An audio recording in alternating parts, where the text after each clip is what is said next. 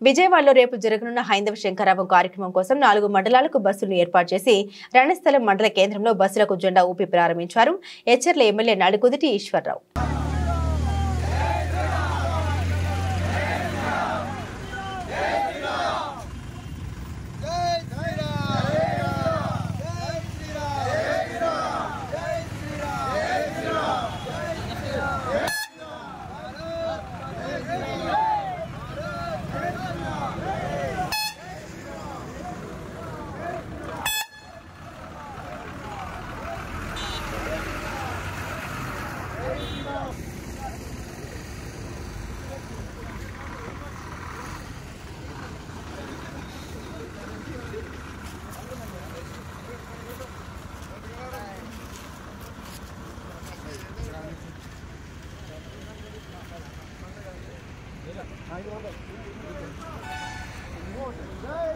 Jai